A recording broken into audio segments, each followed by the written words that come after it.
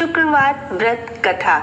धार्मिक ग्रंथों में शुक्रवार का दिन संतोषी माता की पूजन के लिए निर्धारित है।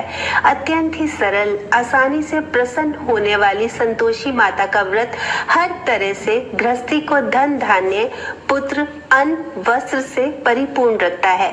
माँ अपने भक्तों को हर कष्ट से बचाती है। आइए सुनते हैं शुक्रवार व्रत कथा। पौराणिक कथा के अनुसार एक बुढ़िया के 7 बेटे थे। 6 बेटे कमाते थे और 7वां बेटा नहीं कमाता था। बूढ़ी माँ कमाने वाले बेटे के लिए भोजन बनाकर उन्हें खिलाती और बची हुई जूठन 7वें बेटे को दे दिया करती थी। बेटे को यह बात पता नहीं थी। उसकी पत्नी ने जब उसे ये बात बताई तो उसे विश्वास नहीं हुआ। छुपकर देखा तो उसे पता चला कि यह सच था। उसे बड़ा दुख हुआ। एक दिन जब माँ ने खाने पे बुलाया तो उसने बोला कि मैं खाना नहीं खाऊंगा, परदेश जाकर कमाई करूंगा। माँ बोली, कल जाता है तो आज ही चला जा। ये सुनकर वो तुरंत घर से निकल गया। रास्ते में पत्नी से मिला। वो गोबर से कंडे बना रही थी। बोला, मैं परदेश जा रहा हूँ, कुछ समय बाद लौटूंगा। तुम अपना धर्म का पालन करते हुए ध्यान से रहना। वो बोली, आप मेरी चिंता ना करें, मुझे भूलना मत और मुझे अपनी कोई निशानी दे दो।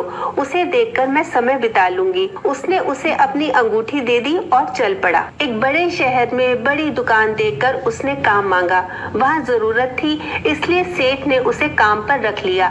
उसने दिन रात मेहनत की और सेठ उसे तरक्की देता गया। कुछ ही समय में अपनी मेहनत और लगन से उसने सेठ का विश्वास इतना जीत लिया कि सेठ ने उसे अपना पार्टनर बना लिया। कुछ समय बाद सारा काम उसे सौंपकर सेठ यात्रा पर निकल गए। अब वो खुद बड़ा सेठ बन चुका था। उधर उसकी पत्नी पर बड़े जुल्म हो रहे थे। घर के सभी लोग उससे दिन भर काम कराते, जंगल में लकड़ी काटने भेजते, भूसे की रोटी खाने को देते, नारियल के कटोरे में पानी पिलाते। एक दिन जंगल जाते वक्त उसने रास्ते में कुछ औरतों को संतोषी माता का व्रत करते देखा। कथा कहते सुना। उसने पूछा कि ये व्रत कैसे रखते हैं और इसे करने से क्या होता है। उनमें से एक औरत ने बताया, यह संतोषी माता का व्रत है। इससे करने से दरिद्रता मिटती है, मन की चिंता दूर होती है, कुंवारों को मनपसंद जीवन साथी मिलता है, रोग दूर होते हैं, हर प्रकार का सुख प्राप्त होता है। इसे करने के लिए अपनी सुविधा और शक्ति के अनुसार गुड़ चना खरीद लेना, हर शुक्रवार व्रत करना और कथा कहना या सुनना। जब तक कार्य सिद्ध नहीं हो जाता, बिना क्रम तोड़े व्रत करना। कथा सुनने वाला कोई ना मिले तो दीपक को सामने रखकर कथा कहना। कार्य सिद्ध होने पर उद्यापन करना। 8 लड़कों को भोजन कराना। लड़के परिवार के ही हो तो अच्छा, नहीं तो पड़ोस से भी बुला सकते हैं। भोजन करवाकर केला आदि फल देकर विदा करना, पर खट्टे फल नहीं देना। उस दिन घर में कोई खटाई ना खाए।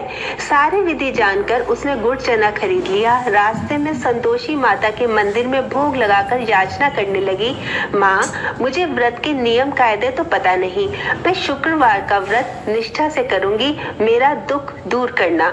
एक शुक्रवार बीता, दूसरे शुक्रवार को पति का पत्र आया और तीसरे शुक्रवार पति के भेजे रुपए भी आ गए, परंतु सब घर वाले ताना मारने से नहीं चूकते। दुखी होकर माता के मंदिर में प्रार्थना करने लगी, माँ, मुझे पैसा नहीं चाहिए, मुझे अपने स्वामी के दर्शन करने हैं। माँ ने उसे आशीर्वाद देकर कहा, तेरा पति जल्दी आएगा। यह सुनकर वो बहुत खुश हुई। उधर प्रदेश में उसके पति के पास बिल्कुल समय नहीं था, दिन भर व्यस्त रहता था। माँ संतोषी ने उसको सपने में आकर बताया, उसकी पत्नी बहुत दुखी है, उसे उसके पास जाना चाहिए। उसे पत्नी की चिंता होने लगी। दुकान बेचकर पत्नी के लिए कपड़े, गहने और ढेर सारा पैसा लेकर रवाना हो गया। बहू जंगल से लकड़ी काटकर लौट रही थी, तब उसने धूल का गुबार उड़ते देखा। माता ने उसे बताया कि उसका पति आ रहा है, वो घर माँ के पास जा रहा है, इसलिए वो भी घर जाए और चौक में लकड़ी का गट्ठर डालकर आवाज लगाए, लो सासू जी, लकड़ी का गट्ठर, भूसे की रोटी दो, नारियल के खोले में पानी दो, आज कौन मेहमान आया है। उसने ऐसा ही किया। आवाज सुनकर उसका पति बाहर आया और अंगूठी देखकर व्याकुलता के साथ माँ से पूछा, ये कौन है? माँ बोली, ये तेरी बहू है, दिन भर घूमती रहती है, भूख लगे तो यहाँ आकर खाना खा लेती है, काम कुछ करती नहीं, तुझे दिखाने के लिए नाटक कर रही है। उसे विश्वास नहीं हुआ और माँ से चाबी लेकर ऊपर वाली मंजिल के कमरे में अपनी पत्नी के साथ चला गया। कमरे को महंगे सामान से सजाकर महल जैसा बना दिया और दोनों सुख से रहने लगे। बहू ने अपने पति से कहा, मुझे माता का उद्यापन करना है। पति ने स्वीकृति दे दी और वो खुशी से माता के उद्यापन की तैयारी करने लगी। जेठानी के बच्चों को खाने का न्योता दिया। उनका उद्यापन बिगाड़ने के लिए जेठानी ने बच्चों से कहा कि तुम खटाई मांगना। बच्चों ने वैसा ही किया, पर उसने खटाई देने से मना कर दिया तो बच्चों ने पैसे मांगे तो उसने दे दिए।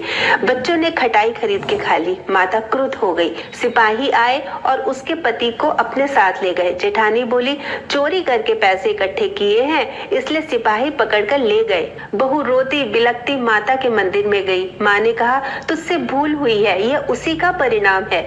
बहू क्षमा मांगकर बोली, मैं फिर से उद्यापन करूंगी और अब ऐसी भूल नहीं होगी। मेरे पति को वापस बुला लाओ। माता ने कहा, वो रास्ते में आता हुआ मिल जाएगा। उसका पति रास्ते में मिल गया। वो कहने लगा, इतना धन कमाया है ना, उसका टैक्स भरने गया था। सिपाही इसी कारण आए थे। बहू ने चैन की सांस ली। शुक्रवार आने पर फिर से उद्यापन की तैयारी कर ली। इस बार जेठानी के बच्चों को नहीं बुलाया। पंडित के बच्चों को बुलाकर प्रेम पूर्वक भोजन कराया और केले देकर विदा किया। माता बहुत प्रसन्न हुई। कुछ समय बाद उसे बहुत सुंदर पुत्र प्राप्त हुआ। पुत्र को लेकर वो रोजाना माता के मंदिर जाती थी। एक दिन माता ने सोचा, आज मैं इसके घर जाकर देखती हूँ। माता ने भयानक रूप अपनाया। गुड़ और चने से सना मुंह, सूंड जैसे होठ, जिन पर मक्खियां भिन भिना रही थी। दहलीज पर पांव रखते ही उसकी सास चिल्लाने लगी, अरे देखो, कोई चुड़ैल आ गई, इसे भगाओ नहीं तो किसी को खा जाएगी। घर के सब लोग डर गए और चिल्लाने लगे। घर के खिड़की दरवाजे बंद कर दिए गए। छोटी बहू देखते ही पहचान गई और प्रसन्न होकर बोली, आज मेरी माताजी मेरे घर आई हैं। सास से बोली, माँ जी डरो मत, ये वही संतोषी माताजी हैं, मैं जिनकी पूजा करती हूँ, जिनका व्रत रखती हूँ। यह कहकर उसने घर के सब खिड़की दरवाजे खोल दिए और सभी लोग माँ के चरणों में गिर गए। कहने लगे, माँ, हम अज्ञानी हैं, आपका व्रत भंग कर हमने जो अपराध किया है उसके लिए हमें क्षमा करें। माँ ने सभी को क्षमा करके कुशल मंगल का आशीर्वाद दिया और प्रेम पूर्वक रहने की सीख दी। सब आनंद से रहने लगे। बहू को जैसा फल दिया, संतोषी माँ वैसा ही फल सभी को दे। बोलो संतोषी माता की जय।